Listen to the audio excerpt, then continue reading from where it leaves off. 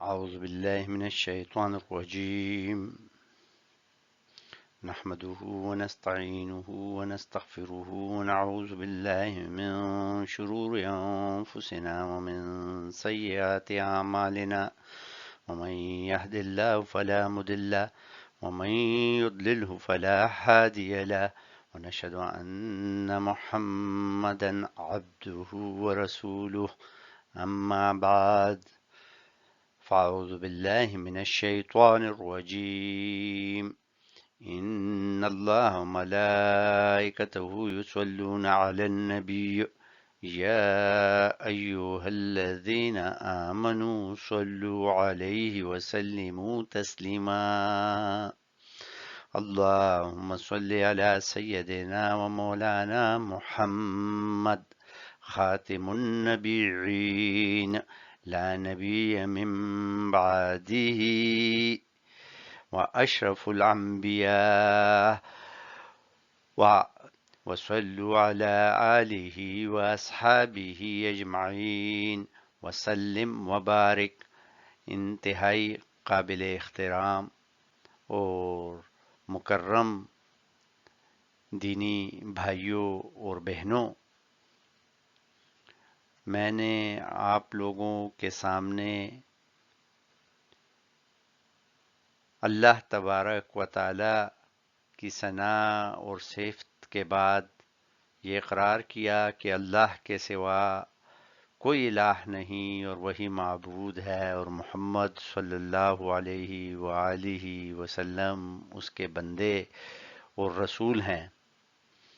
اور اس کے بعد قرآن پاک کی ایک آیت مبارکہ کی تلاوت کی، جس میں بیان ہے کہ اللہ اور اس کے فرشتے نبی صلی اللہ علیہ وآلہ وسلم پر درود و سلام بھیجتے ہیں۔ اے مومنو، تم بھی اللہ کے رسول پر درود و سلام بھیجو۔ اور اس کے بعد میں نے درود ابراہیمی، ایک درود شریف رسول اللہ صلی اللہ علیہ وآلہ وسلم کی شان میں بھیجا۔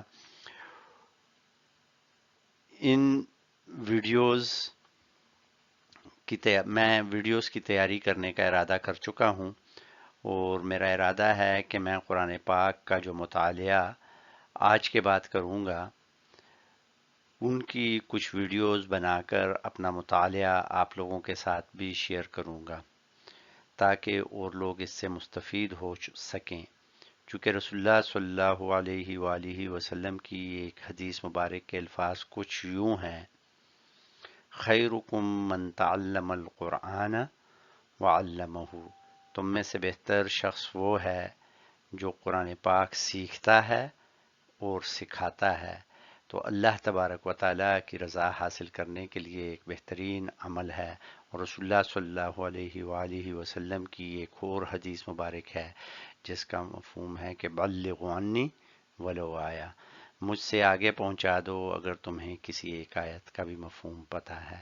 تو اللہ تبارک و تعالیٰ مجھے یہ توفیق دے اور میرے لیے آسانیاں پیدا کر دیں کہ میں یہ کام کر سکوں۔ اعوذ باللہ من الشیطان الرجیم، میں اللہ کی پناہ میں آتا ہوں اسی کی مدد سے کہ شیطان مردود کے دھوکے اور اس کی طرف سے نقصان پہنچنے کی چیزوں سے محفوظ رہوں۔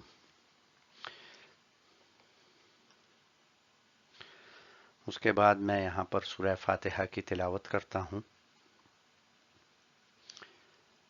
بسم اللہ الرحمن الرحیم، الحمد للہ رب العالمین، الرحمن الرحیم، مالک یوم الدین، إياك نعبد وإياك نستعين، اهدنا الصراط المستقيم، صراط الذين أنعمت عليهم غير المغضوب عليهم ولا الضالين،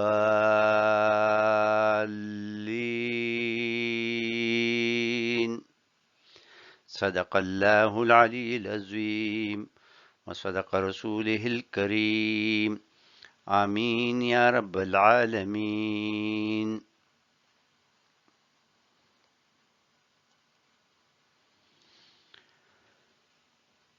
ترجمانی سورہ فاتحہ کی میں نے تفہیم آن لائن .com سے کاپی کی ہے، جو کہ سید ابو العلا مودودی رحمۃ اللہ علیہ کی ترجمانی ہے اور بہترین الفاظ میں ترجمانی موجود ہے۔ اللہ کے نام سے جو رحمان اور رحیم ہے، یہاں پر الف لکھنا رہ گیا ہوا ہے۔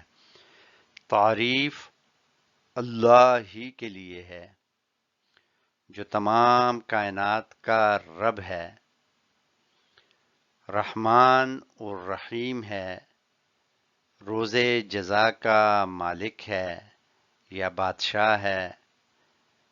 ہم تیری ہی عبادت کرتے ہیں اور تجھ ہی سے مدد مانگتے ہیں۔ ہمیں سیدھا راستہ دکھا، ان لوگوں کا راستہ جن پر تو نے انعام فرمایا، جو معتوب نہیں ہوئے، جو بھٹکے ہوئے نہیں ہیں۔ کچھ لفظی ترجمہ۔ الحمدللہ، تعریف تو اللہ ہی کے لیے ہے، یعنی اصل میں تعریف کا حق صرف اور صرف اللہ تبارک و تعالیٰ کے لیے ہے، کسی اور کے لیے نہیں۔ مخلوق کے اندر جتنی بھی صفات پائی جاتی ہیں، چونکہ ان کو تخلیق بھی اللہ تبارک و تعالیٰ نے کیا ہے اور ان کے اندر صفات بھی اللہ تبارک و تعالیٰ نے پیدا کی ہیں، اس لیے اصل میں تعریف کا حق صرف اور صرف اللہ تبارک و تعالیٰ کے لیے ہے۔ اور حمد کا جو لفظ ہے، یہ ثنا اور شکر کے لیے بھی استعمال ہوتا ہے عربی زبان میں۔ تو الحمدللہ، ثنا، صفت، شکر صرف اور صرف اللہ کے لیے ہے۔ جو حقیقی ثنا، شکر اور تعریف ہے وہ اللہ کے لیے ہے۔ رب العالمین، جو تمام جہانوں کا رب ہے۔ رب سے مراد ہے پرورش کرنے والا، جو اپنی مخلوق کی ترقی کے لیے اور اس کی حاجتوں کا خیال رکھتے ہوئے اور اس کی مستقل پرورش، اس کو بڑھانے کے لیے، اس کی نشو و نما کرنے کے لیے جن چیزوں کی جیسے بھی ضرورت ہے، وہ اللہ پوری کرتا رہتا ہے۔ اور اللہ تبارک و تعالی جانتا ہے کہ مخلوق کو کس وقت کس چیز کی ضرورت ہے اور وہ اس کو پہنچاتا ہے۔ العالمین، تمام جہانوں کا، اس میں زمین، آسمان، سیارے، جنت، جہنم، کائنات کی ہر چیز جو کہ دنیا میں ہے اور جو دنیا کے بعد ہوگی، ان سب کا رب جو ہے وہ اللہ تبارک و تعالی ہے۔ وہ جنوں کا بھی رب ہے، وہ انسانوں کا بھی رب ہے، وہ انبیاء کا بھی رب ہے، وہ فرشتوں کا بھی رب ہے، وہ جانوروں کا بھی رب ہے۔ جو جہان موجود ہیں ان سب جہانوں کا وہ رب ہے، تو تعریف اسی کے لیے ہے۔ الرحمن، بڑا مہربان ہے، بہت زیادہ مہربان ہے۔ الرحیم، اور یہ مہربانی میں ہمیشگی ہے، وہ ہمیشہ کے لیے ہے۔ مالک یوم الدین، وہ بادشاہ ہے اس دن کا جس دن فیصلہ ہوگا ادیان کا، کہ دنیا کے اندر زندگی گزارنے کے کیا کیا طریقے انسانوں نے اپنائے، ان کا فیصلہ ہوگا کہ ان میں سے ٹھیک کون سا ہے اور ان میں سے غلط کون سا ہے، اور کس راستے کی وجہ سے اللہ تبارک و تعالی ایک انسان کو معاف فرما دے گا اور جنتوں کی طرف لے جائے گا، اور پھر دوسرے انسان جو کہ گناہ گار ہوں گے اور جن کی دین جو ہے وہ اللہ کی دی ہوئی شریعت اور رسول اللہ صلی اللہ علیہ وآلہ وسلم کی سیرت کے مطابق نہیں ہوں گے، وہ جنت کی بجائے جہنم کی طرف جا رہے ہوں گے۔ ایاک نعبد، ہم صرف اور صرف تیری ہی عبادت کرتے ہیں۔ اور یہاں پر جب نعبدو ہے تو ہم سب کا معنی آ جاتا ہے اس میں، اس لیے اسلام جو ہے ایک اجتماعی دین ہے اور ایک اجتماعی معاشرہ قائم کرتا ہے۔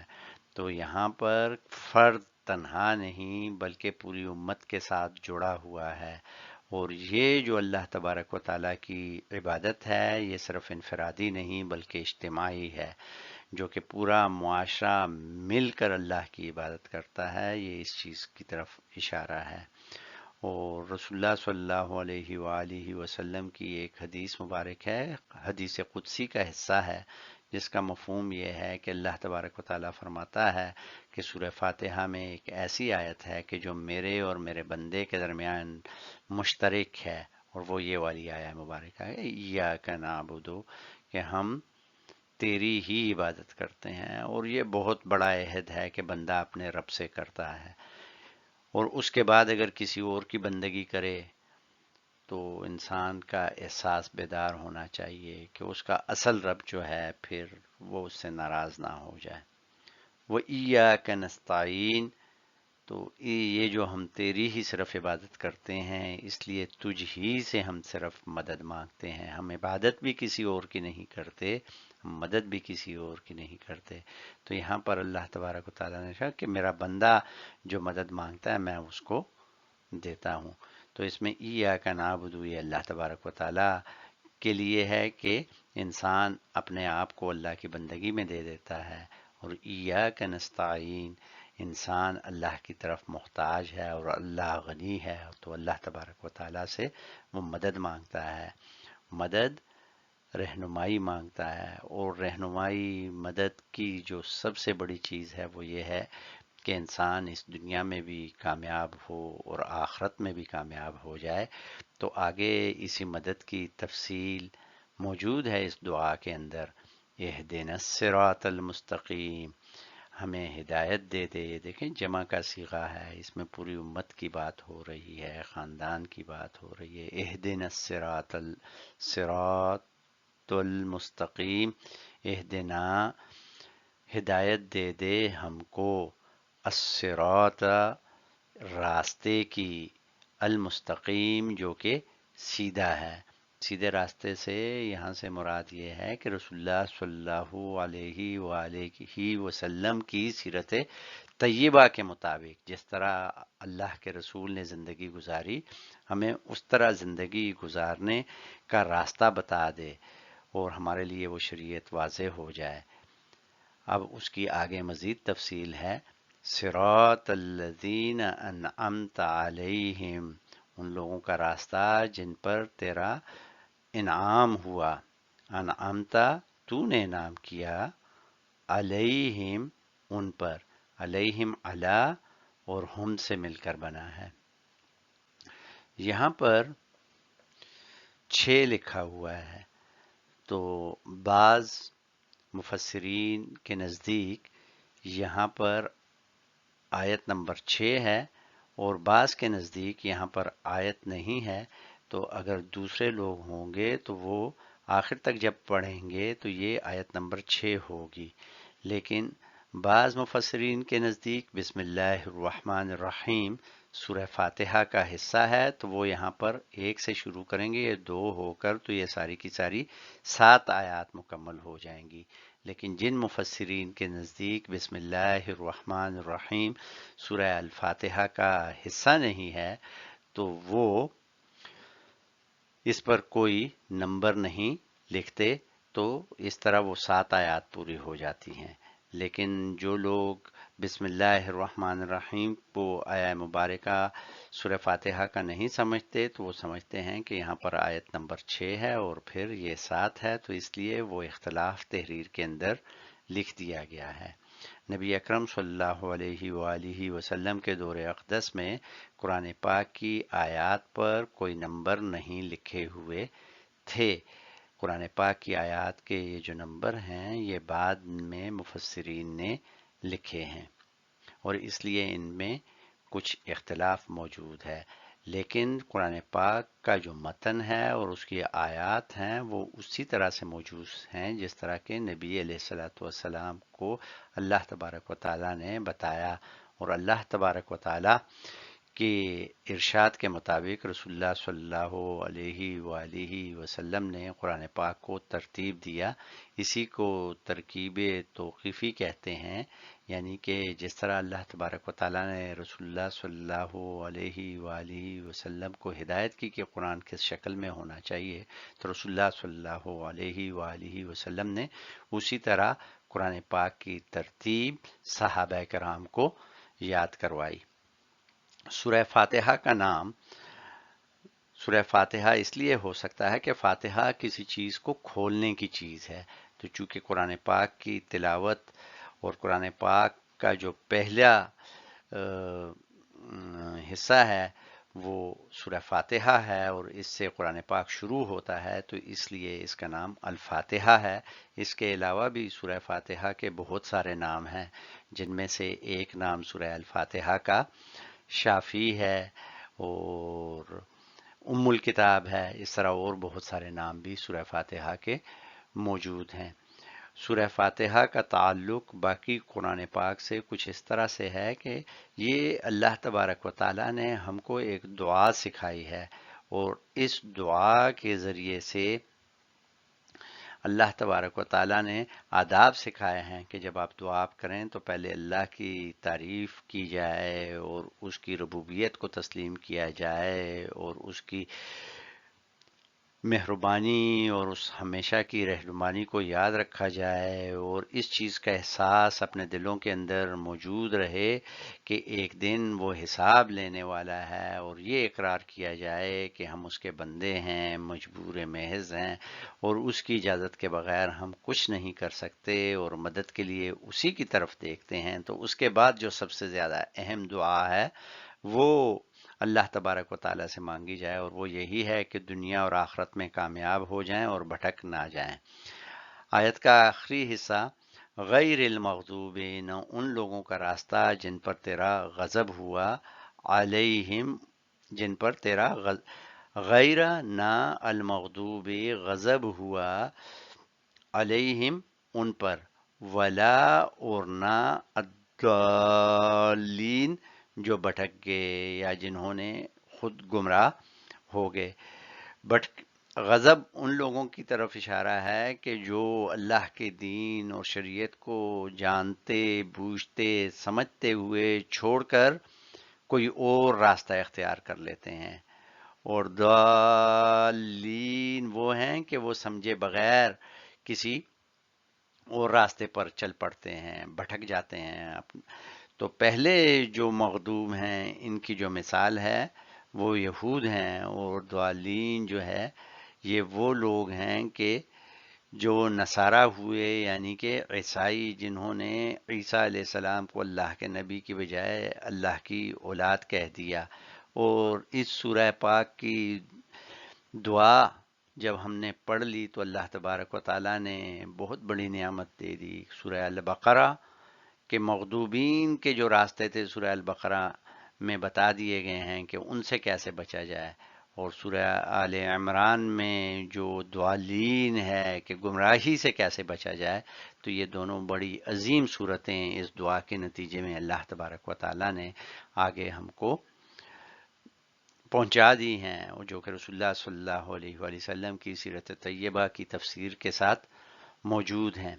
اللہ تبارک و تعالیٰ مجھے اور آپ کو اس سورہ مبارک کے مضامین پر عمل کی توفیق عطا فرمائے اور ہمارے ذہنوں میں اس کو محفوظ کر دے۔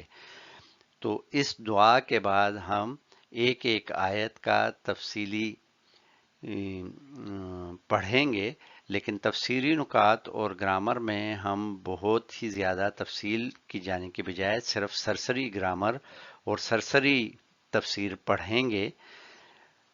اگر مزید کسی چیز کی آپ ضرورت محسوس کریں یا تشنگی ہو تو اس ویڈیو کی ڈسکرپشن میں کچھ لنکس دیے ہوئے ہیں، تو آپ لوگ وہاں پر جا کر مزید تفصیل اور تفسیر پڑھ سکتے ہیں۔ جو کہ PDF فارمیٹ میں اور آن لائن فارمیٹ میں موجود ہیں، اور گرامر کے لیے ایک لنک ہے جو کہ مظفر علی خان صاحب کا ہے، وہ بھی میں نے اس کے اندر ڈسکرپشن میں لکھ دیا ہوا ہے، اگر آپ چاہیں تو اس میں کافی تفصیل کے ساتھ عربی گرامر پڑھائی گئی ہے، اور اس کے اندر بھی مقصد ان کا یہی ہے کہ لوگ آسانی کے ساتھ قرآن پاک سمجھ سکیں، پڑھ سکیں۔ تو اس لیے میرا مشورہ یہ ہوگا کہ جب آپ لوگ یہ ویڈیو مطالعہ دیکھ چکیں اور سن چکیں تو اس کے بعد تفہیم آن لائن پر جا کر سورہ مبارکہ کی تفسیر پڑھ لیں۔